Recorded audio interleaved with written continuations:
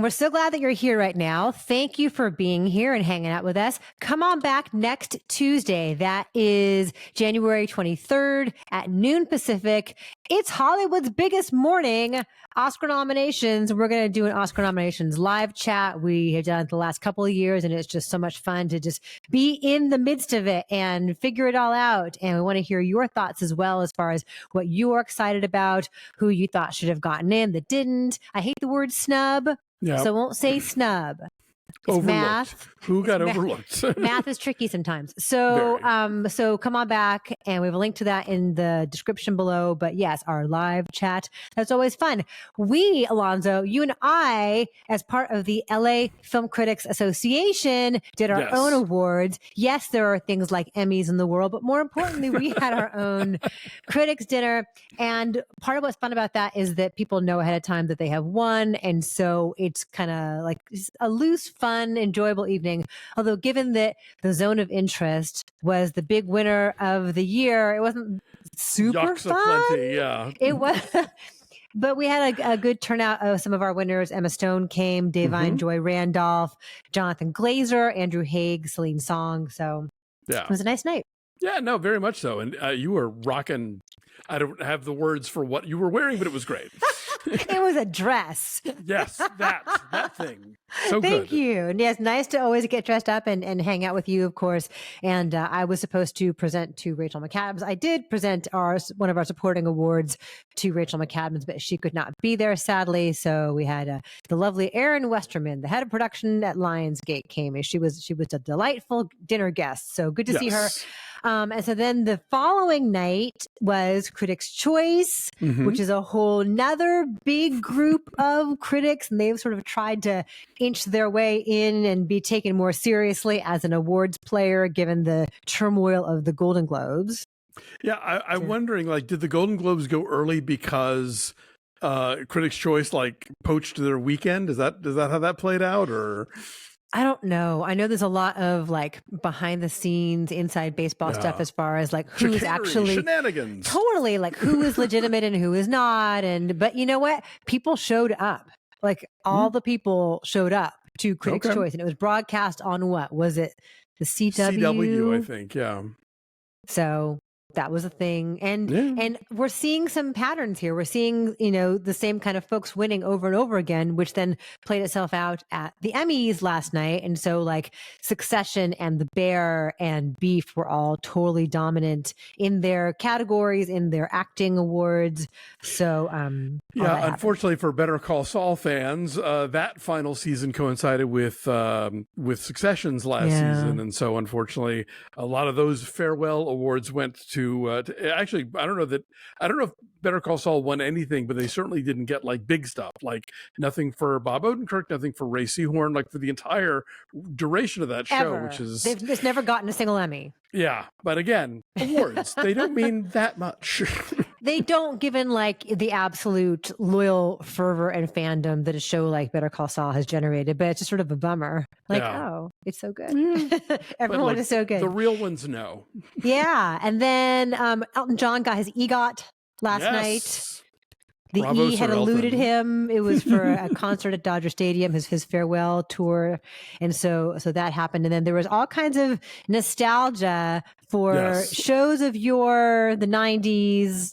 I guess, when was Ally McBeal? That was the 90s, right? Like mid-90s. But there was like an I Love Lucy thing and All in the Family. And there was Cheers. The one bit that I appreciated was Jodie Foster will be talking about True Detective on our Patreon, by the way, patreon.com/BeFastAllDay. She came out to the theme of the courtship of Eddie's father because she had actually guested on that show when she was, a wee thing. That is a deep cut. Yeah. Very much so. Like, who besides you picked up on that? Well, she then talked about it in the speech, and they showed a picture of her in this like little sailor suit. It was adorable, but I immediately knew. You're like, wow! I feel all those hours in front of the television. That's right. Pay off. It all made sense. Yeah. So I do feel like we're seeing some groundswell here, some firming up of what's probably going to happen on Oscar night. Like Emma Stone keeps winning, Davine Joy Randolph keeps winning. Charles Melton has won. I'm sorry. Paul Giamatti, right? Paul Giamatti, but like also Cillian Murphy has won a lot of stuff too. So I think that's still kind of up in the air. Charles Melton has won a lot from May December. So, but I feel like Emma Stone and Da'Vine Joy Randolph, I mean, will for sure get nominated, but I would assume those are your front runners because they just keep winning, you know? Sure. Yeah, no, they're definitely going into this as favorites based on everything. And yeah, Charles Melton has swept the Critics Awards, like, you know, New York and LA and National Society. I'm not sure. No? Charles Melton didn't get an award from us. Oh, that's right. He didn't. You're right. We Sorry. gave no men awards this year. I forgot. You're right. Correct. New York Film Critics, National Society, and one of the other biggies. But yeah, our supporting ones were Rachel McAdams and Da'Vine Joy Randolph. You're and then correct. Our lead were Emma Stone and Sandra Hüller. So. Yes. Yes. So it's a fun time to get gussied up and be in Los Angeles and sit in traffic. A couple other things I wanted to mention real fast. So David Gordon Green is out as director of the next Exorcist movie. He was supposed to have done 3 Exorcist movies, like he did 3 Halloween movies. Yes. That first one of his, The Exorcist Believer, came out last year and just kind of tanked and got a horrible critical response. It was on your worst of list, Alonso. Yes, it was. And, look, I have huge respect for much of David Gordon Green's career, but I did not really care for what he did with the Halloween franchise. And I was not down for what his take on Exorcist either. So I'm not heartbroken about this. But I don't know who's going to do any better, frankly. Like, this whole thing seems a little ill-conceived to me. Yeah. And I know Blumhouse paid a crazy amount of money for the rights to The Exorcist, which seems to go against what they're about. Like, I thought their whole thing was like they're very shrewdly low budget, but I guess this is the new paradigm. So good luck, kids. Yeah, I guess, but because they made so much money on all those, tiny budget movies, Get Out. Yeah. they have all the money now to go spend on the Exorcist IP. So now they have pushed this next movie, The Exorcist Deceiver, to 2025. So yes, they are still in the Exorcist business. They just don't have a director yet. They got to figure that out.